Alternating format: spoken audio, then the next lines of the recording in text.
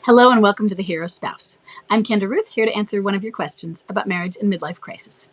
Today we have Rachel. Rachel has a bomb drop of March 22nd, 2022 and a date of marriage of 2003. She has a boomerang who is a low energy wallower. This is a follow-up from a few weeks ago. She says, I'm just answering some questions that she had from my reply. So first I'd asked about boundaries, and she says, as far as boundaries, I told him not to lie to me or pursue other women while still being married to me. So I will put a link to the original question or to the original video below. He is home every night except for some overnights with his work. He could be cheating, and I refuse to be crazy and follow him or tag his car to find out like my friends want me to do. Good. Don't do that. Well, I'm really glad, Rachel, I'm glad you recognize the reality of this and that you don't let yourself go crazy with it. That's exactly the attitude to have, okay? Even though your friends are like, hey, do this. Yeah, you're right. I'm not actively hurting as far as toxicity. I asked about toxicity and toxic levels. And honestly, I don't even know if we could ever overcome the damage he caused in my trust and our marriage. I get it. I totally get that. And I'm glad that you're not actively hurting, because in the previous video, she said, I'm getting a life. I go out and I do things on my own. Okay. I had hoped that he would see I'm not going anywhere and that he could feel safe to give me bricks, which is a marriage helper term.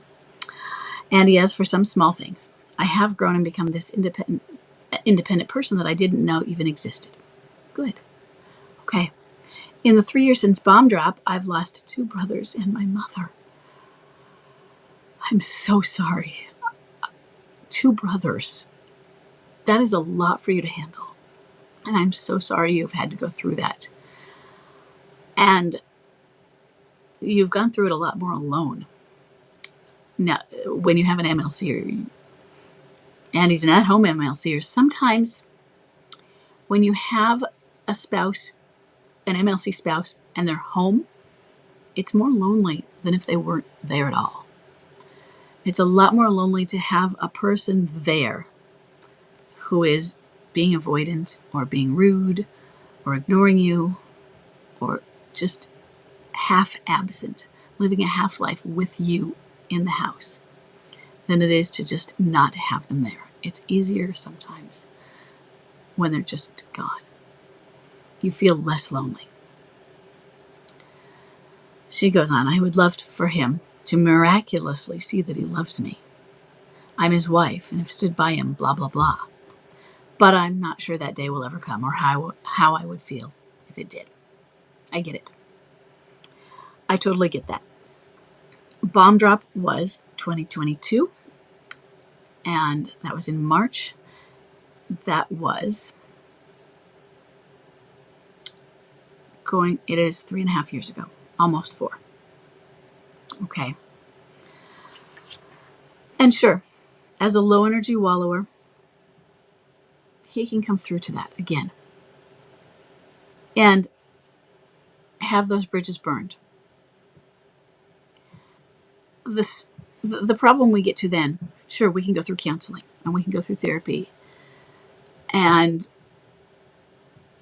the other person can learn through counseling with insight, if they have that insight and help to come to understand what we went through and the pain we went through, and come have the empathy for that if they do that.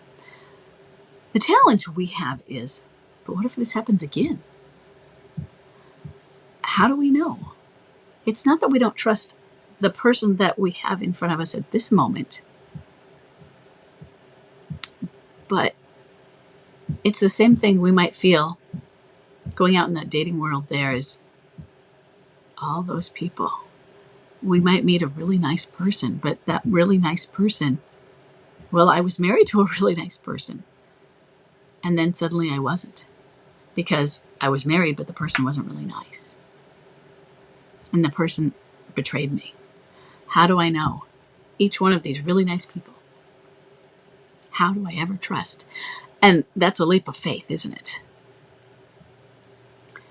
So I'm not sure that day will ever come or how I will ever feel if it did. I get it. One thing I do want you to do is I want you to have faith and trust and just in what you had, the authenticity and the reality of what you had. And don't ever stop believing that it was real. Okay?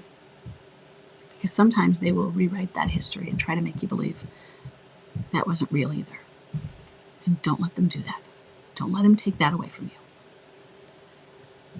And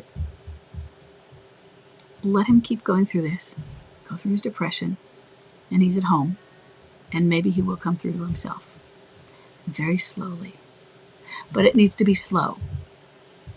And slow.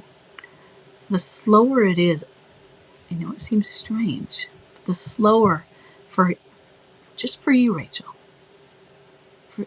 with at-home low-energy wallower, the slower these changes come through, the more secure you will feel in them. Because you're going to start looking back and one day realize, oh, I hadn't noticed.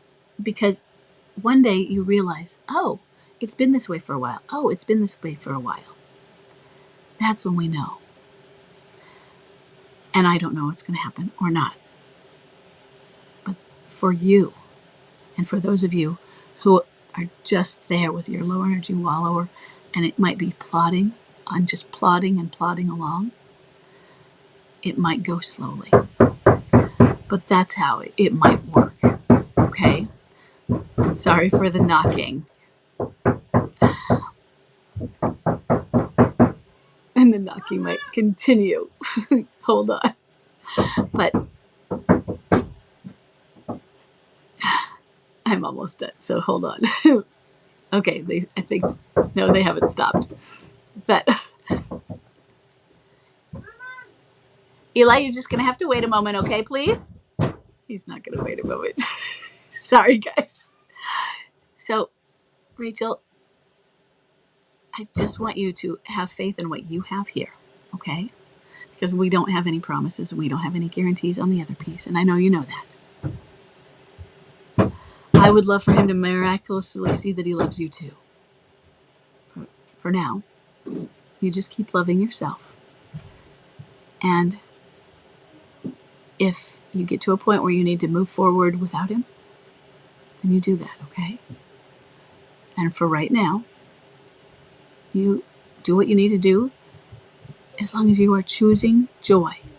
You choose joy every day, okay? Do something for yourself. Multiple things for you every single day. And you focus on every moment.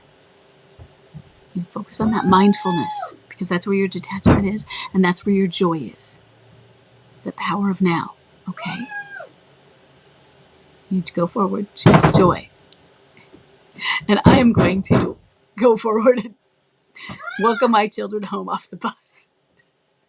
Okay, so I hope that's helpful to you.